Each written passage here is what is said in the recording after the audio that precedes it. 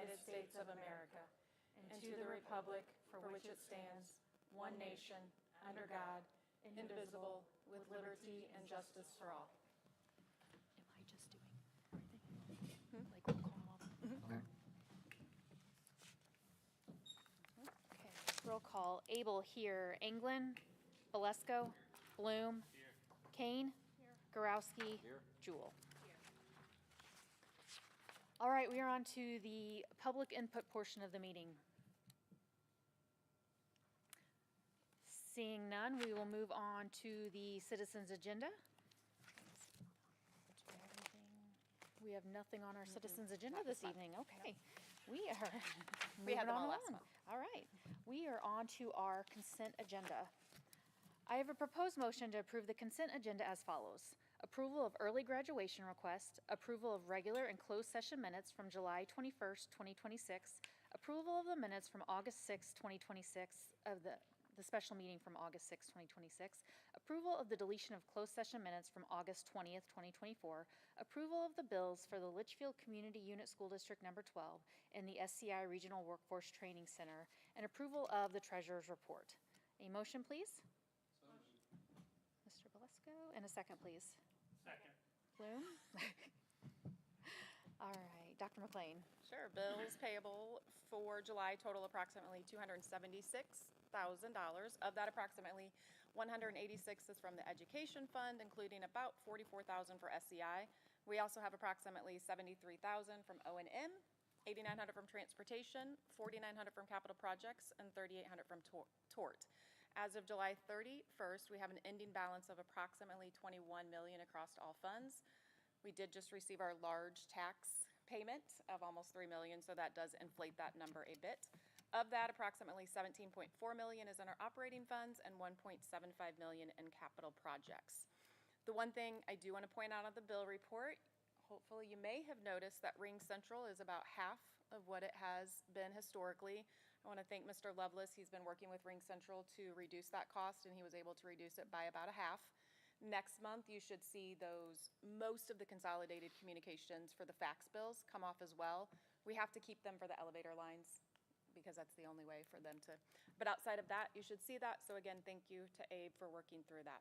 Outside of that, the bills were pretty normal. We had one more graduation request for early graduation, and Ms. Wagenblast and Mrs. Cresty recommend that approval. So we recommend approval of the consent agenda. I do have one question. Are the back yes. doors unlocked? They are so that unlocked. Okay, great, thank you. Mr. Favor unlocked them. Okay, for us. thank you. All right, any questions? Okay, roll call then. Abel, aye. Valesco? Aye. Bloom? Aye. Kane? Aye. Garowski? Aye. Jewell?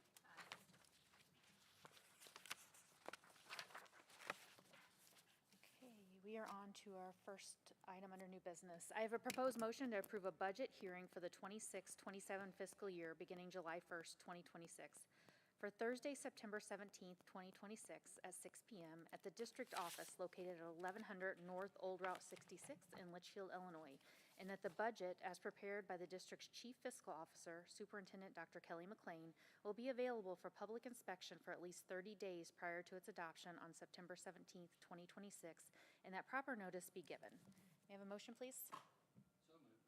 Valesco, and a second, please. Second. Kane? And Dr. McLean? Sure. We've spent a significant amount of time this summer reviewing revenues and expenditures to ensure the budget reflects the most current information available. We have received our evidence-based funding, which puts us a little bit above $115,000 more than we received last year. We did move back to Tier 2 as opposed to Tier 1. We seem to fluctuate between there. We also received our CPPRT, which are those corporate personal property tax. That number did increase. In talking with our business consultant, we are going to probably keep those level. We didn't receive the full amount last year for CPPRT that we were estimated to get, so we are being conservative on our revenue and realistic on our expenditures with our budget. This is just the tentative budget. Next month I will have a full presentation and the full budget for your review, but we do recommend approval of the tentative budget. Okay, thank you. Roll call. Abel, aye. Valesco? Aye. Bloom? Aye. Kane? Aye. Garowski? Aye. Jewell? Aye. Okay, on to item number 2. I have a proposed motion to approve a resolution declaring the intention to issue $1,100,000 of working cash fund bonds of the district for the purpose of increasing working cash of said district. A motion, please? Lisco, and a second, please. Bloom and Dr. McLean. Sure, I have Kendall King is here from King's Financial to talk briefly about the working cash bonds. Hi, Kendall, welcome. Seems like it's been a while. Isn't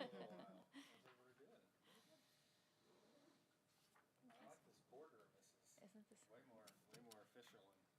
And last night I was at a board meeting Thank where you. they put us in a classroom.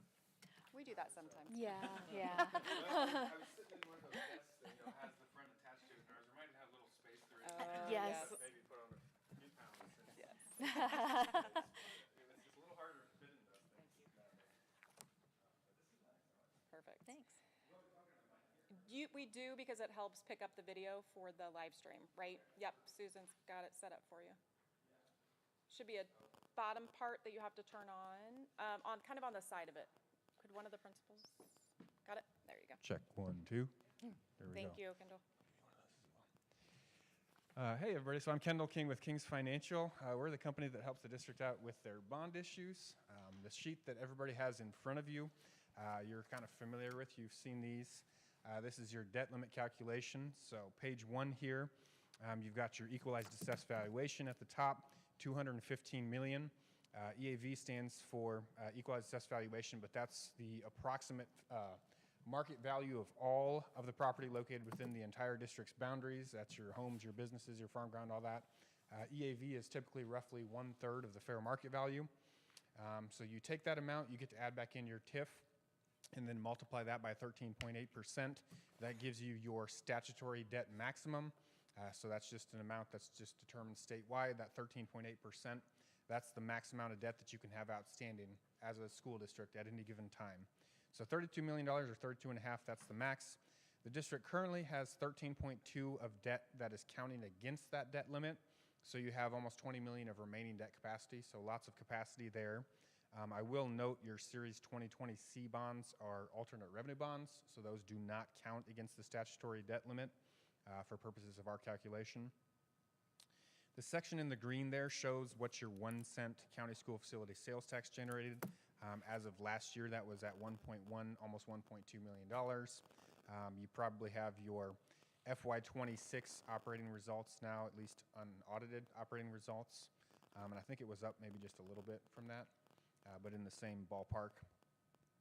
At the bottom, there's a whole separate calculation for working cash bonds. I'm not going to go through every number here in detail, but you can see at the bottom of that, the district could issue up to just under $6 million of working cash if you maxed out your working cash capacity. So going to page 2, we've got a little bit of EAV and tax rate history for the district. And I thought this is kind of cool to see, particularly for a few different things. One, your EAV has grown significantly over the last 4 years, as you're probably aware. You know, that 6-7% range, up over 8% for a couple years. That's a good thing for the district because a larger tax base just has a larger draw to pull from.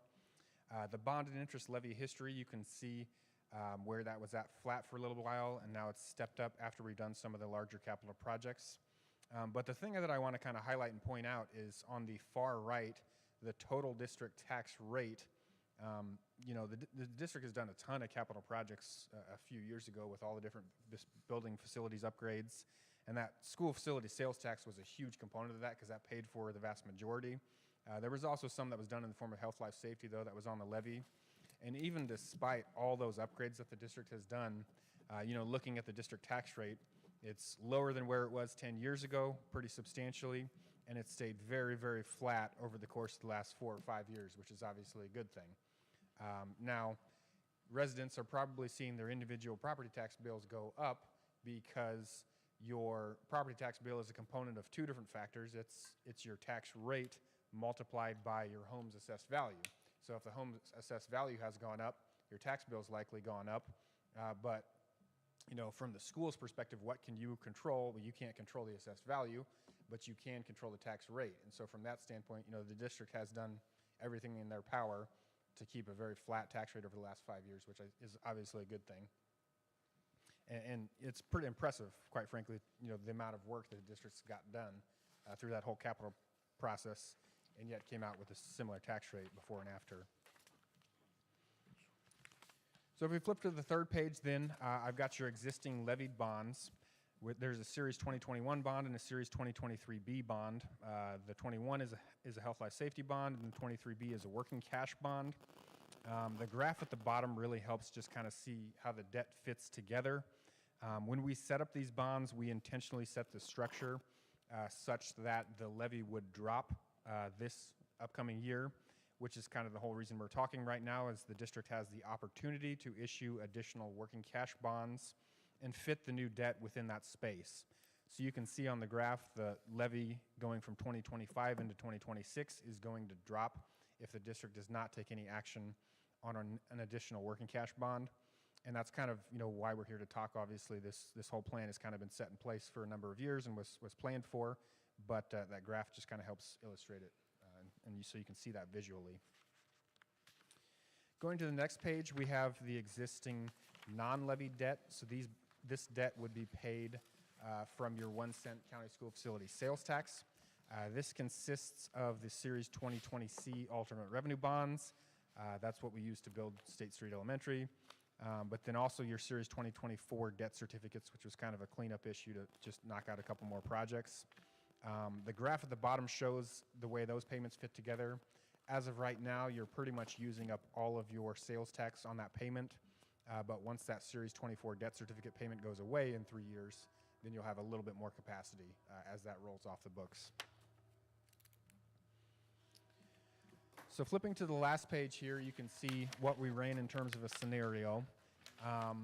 And Dr. McLean and I looked at a couple different scenarios, but kind of what we landed at is an additional working cash bond spread over 4 years. If you look at the graph, we're actually dropping the levy just a little bit in that first year and then kind of stair-stepping it up after that for the next 4 years. The reason for this is that the district, my understanding is there's budgetary pressure between the IMRF and Social Security funds, that it would help the district if we lowered the bond levy a little bit to make some room, that when you do your upcoming levy this fall, you'll be able to bump up those levies and still keep that same net overall tax rate very similar to where it's been in the past. So that's the reason why we're kind of dropping that levy a little bit, just to give you some cushion to play with those other 2 levies. And then you'll be able to do that this fall when you go adopt your levy. So in terms of process, we have what's called the resolution of intent on the agenda for tonight. If the board approves that, then we will come back next month and hold a public hearing. And then there will be a third step where the board will adopt the formal sale resolution here 2 months from now, if the board chooses to move forward with all the steps. Any questions for me? I don't have a question. I just want to, as I just went through the audit, I know you mentioned the alternate revenue bond. So on your end, we can, use the rest of that full debt. But when we get our audit, maybe at the same time that we're going through these working cash bonds, they do hold those alternate revenue bonds against our debt limit. Am I understanding that correctly, Kendall? That's correct. And Okay. it's a difference To make in sure the board is aware of that, yeah. in the state form versus Yep. the statute. And so what we're working off of is, what bond counsel Chapman and Cutler will provide an opinion that says, hey, this debt is invisible for our purposes, even though the state form that ISB provides is inconsistent with their own statute, in that they make you include it in the calculation. Yeah. Okay. I'm learning, so I just wanted to make sure I was remembering that correctly. Yep. Okay. Any questions? Thank you for the presentation this evening. I know it's a long drive, so we appreciate being here. Absolutely, not a problem. Kendall. Appreciate the chance to work for the district Yeah, again. it's good to see you. Thank you. All right, roll call then. Abel, aye. Valesco? Bloom? Aye. Kane? Aye. Gorowski? Aye. Jewel? Thank you, Mr.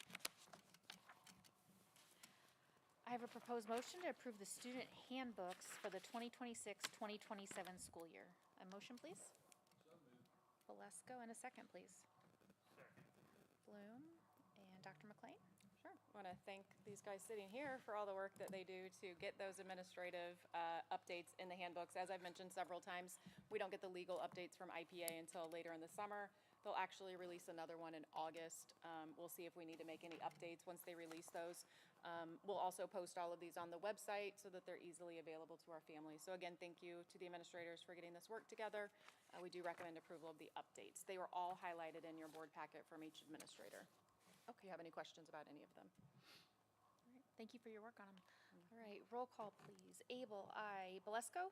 Bloom? Kane? Garowski? Jewel? We are on to item number 4. I have a proposed motion to approve the first reading and adoption of board revisions to policy, administrative procedures, and exhibits from issue number 122. A first, please. Bloom, and a second, please. Kane? Dr. McLean? Sure. A couple of things. Tonight is just the first reading of these board policy updates. Most of them are legal updates and regulations and recommended policy language that we'll work through. A few of these we've already tackled, one being cell phone use and one being AI policies, so there's some things that we're ahead of the game on when it comes to Press Plus. There is no final action on these policy revisions. One item I do want to note for clarification is we did add policy 480, accounting and audits capitalization thresholds to this, and that is in conversations with the auditor.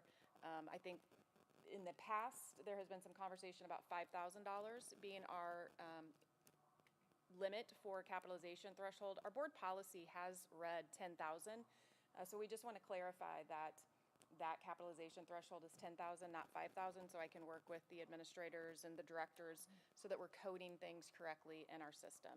So that is the reason that we added that 480 at the recommendation of our auditors back onto the board agenda. So we do recommend approval. Okay. This is a voice vote, so all those in favor say aye. Those opposed say no.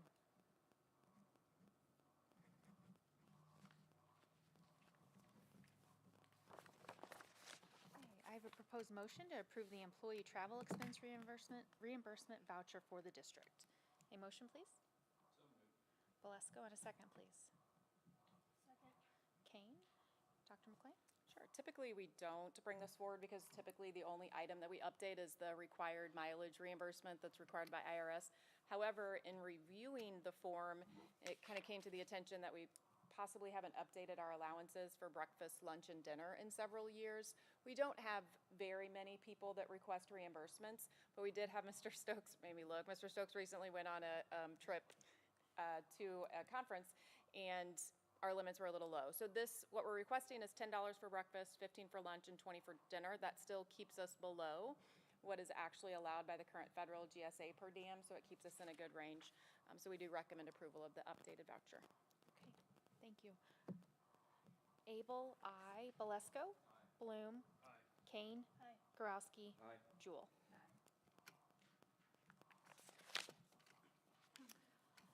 I have a proposed motion to approve the memorandum of understanding between the Litchfield Community School District and Locust Street Resource Center for Services. A motion, please? So moved. Belasco, and a second, please. Second. Kane? And Dr. McLean? Sure. This is an updated MOU with Locust Street that Ms. Thompson has worked on with them. We have had Locust Street come in. They just updated the agreement, and they are changing how they're providing the services to us. I believe they met with our esteem today to review those. I want to be clear that this does allow somebody to come into the district and work with our students. It does not replace our own esteem team, and the board did add 2 positions to that team for this year, and we're thankful for that. So we do recommend approval of this agreement. Okay, thank you. Roll call. Abel, aye. Belasco? Aye. Bloom? Aye. Kane? Aye. Garowski? Aye. Jewel? Aye. Okay, we are on to informational items. Sure. Mr. Favor, please.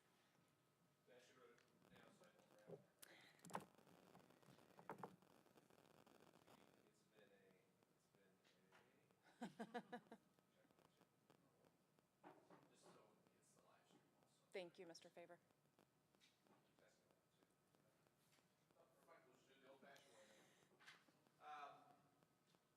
Been busy, a few days, as you know, as parents as well. School started and had a good start to the school year. We started things off kind of easy at Madison Gardens. Flashback. And I like the way we start things. We have open house, of course, or meet the teacher night for first grade. Kindergarten does an orientation with some of our parents, gives them an opportunity to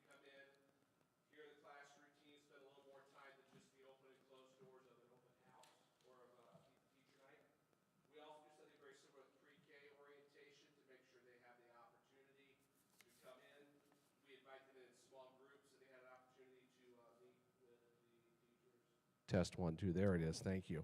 And so our pre-K parents get to come in, also our new pre-K parents for the year, usually our 3-year-olds, but sometimes we have other new parents, and they make appointments and they come in small groups.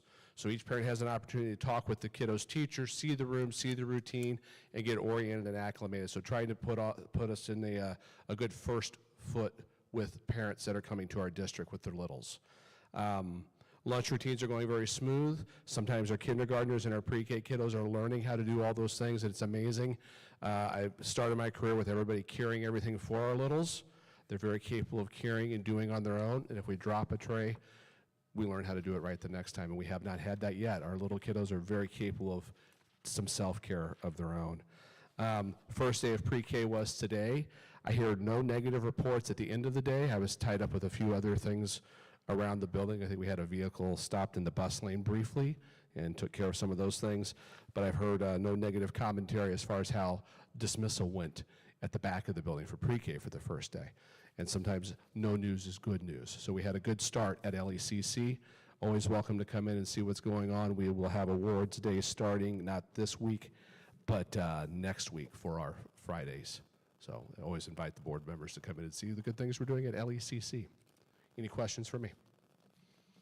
Okay. Thank you. Mrs. Del Canton is not feeling well today. Well, things are up and running at the middle school. Busy as always. We started the year with our opening day assembly. We played some games. If you have middle schoolers, ask them about one of the games we played. Middle schoolers like the word ball and balls, so you'll hear about that. But we had lots of fun. Purpose of that was really to talk about expectations, get the kids excited. Great time. If you haven't been in the middle school lately, I want to, especially our board, come look at the new entrance. We're very proud of the new entrance and the revamp to our office. The office just makes a lot of sense, and the big purpose of the entrance was to make it more secure. We definitely have a secure building now, or more secure building with an entry or window that we can see out, so we're very proud of that. We're also, this year, have lots of changes, but one of the big changes, we have a new schedule. We have 8 classes this year, but the big thing is our schedule is now aligned with the high school. And our bells are aligned, so it makes our shared staff makes it a lot easier to get kids back and forth for that, so we're excited about that. And then I want to get a huge shout out to our tech department, especially Abe. We rolled out a digital hall pass system, and Abe actually wrote it himself. Saved the district some significant money because we were looking at options, and most companies charge for that, but Abe did it himself, and we rolled it out really just this week. We started it, and really it's to provide another layer of security so that we can monitor where kids are at, and especially if we need to identify where a kid's at. And it's worked great, so I just want to tell Abe thank you for that. We appreciate that. So all in all, been a great start to the year. Good evening. So we welcomed our students and families for Panther Prep Night on August 5th. Students visited stations throughout the building to pick up necessary items. We did begin the evening with freshman orientation, where our Link Crew students welcomed our newest Panthers. We had 87% of our students participate in Panther Prep Night.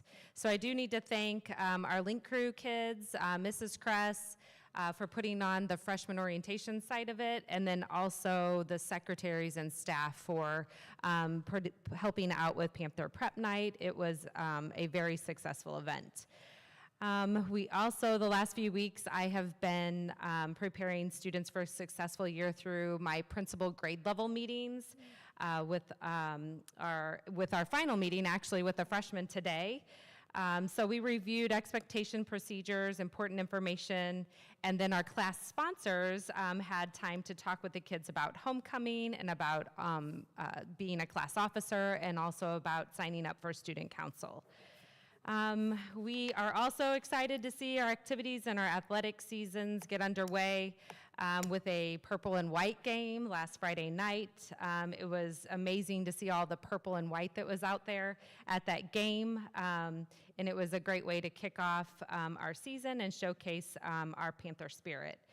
I do need to also shout out, I know I should shout out the tech people too, Susan and Abe, they've done a wonderful job, but I want to add to that, I need to shout out Nick McCorkle and Lonnie Law and the custodians at the high school. Our building looks amazing. We have some really neat new flooring in a couple of places, and a purple color that I think might have my name as well.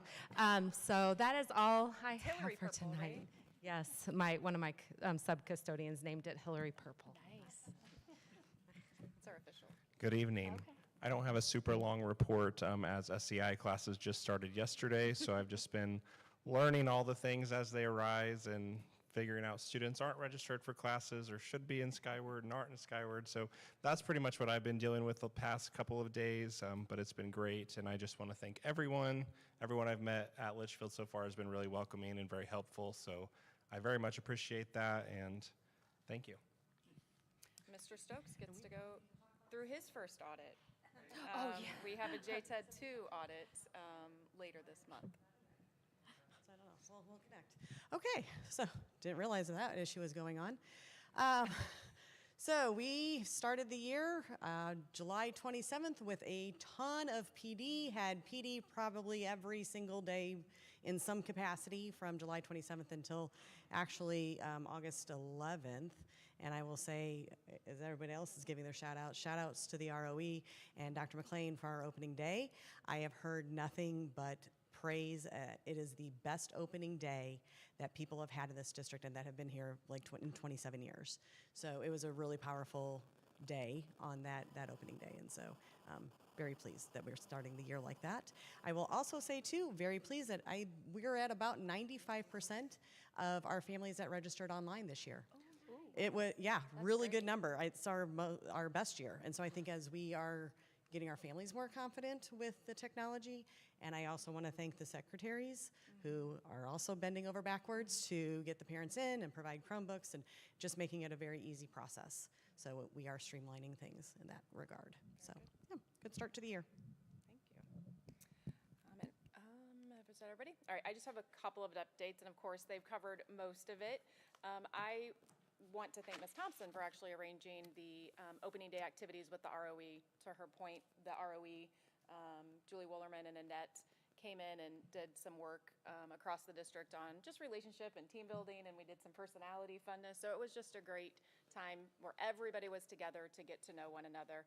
I do also want to thank Officer Ostendorf. He is back in the back there. He did training with our staff as well on, we call it Alice training. It's intruder training. That's a hard thing to do, and I know that Officer Ostendorf did a lot of planning and put a lot of time into that presentation, and I've received positive feedback on that as well, and I think we'll start talking about next steps for that training as well. So thank you, Officer Ostendorf. Also want to point out, thanks to the custodians and Nick and Lonnie across the board, there have been great things happening, and they seem to just know when something is going to happen. Mr. McCorkle is keeping a spreadsheet of what he estimates we are saving in hiring Lonnie as the maintenance, all those things that he is doing that we typically would have called a contractor out to do. So he's got a nice little spreadsheet. I'll share that with the board. So thank you to the custodians. I also want to thank our bus drivers. Every bus driver, minus one, if you recall, had a new route this year. So we had new routes. We had 4 new drivers. And I believe, minus a couple here and there being late, I think everything went smoothly with driving. There were some nervous new drivers, but I think they did a great job in learning those routes. The other thing I wanted to mention is Nick and I have been working with food service to try to move away from the styrofoam. We've had this conversation for a couple of years at the elementary levels. I want to thank Mr. Favor and Mrs. Del Canton for their support. We've ordered some baskets for breakfast that we should be able to do for breakfast. And then we have ordered some carts. Thank you to the Kilton Grant. The Kilton Grant did fund all of this for food service. So we've got several carts that we will kind of move back and forth with trays for lunch. And I believe we have a plan to get those washed and ready for the next day. So again, thank you to the food service staff, to Nick, to the administrators. We haven't got all the materials yet, so we've yet to put it in action. But I'm sure we'll be able to make that happen. So it's been a great start to the year. Thank you all. Oh, also, I've received 9 additional FOIA requests from the data branch, all asking for different vendors. I did go back to the new FOIA guidance, which does allow me to call to confirm that they are not AI. I did call earlier this week the number. I have yet to hear back. from that request. So I did, I'm not responding, and I'll document that, and we'll make sure that I'm checking, that it is just the data branch that is doing that. But there are several superintendents in the area that are doing that as well with the data branch. So we've received those requests. I have not fulfilled them at this time. Any questions on that at all?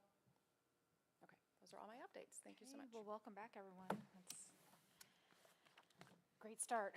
All right, the board needs to enter into closed session for the following: the appointment, employment, compensation, discipline, performance, or dismissal of specific employees of the district or legal counsel for the district, including hearing testimony on a complaint lodged against an employee or against legal counsel for the district to determine its validity. I need a motion to go into closed session at 6:30 PM, please. And a second?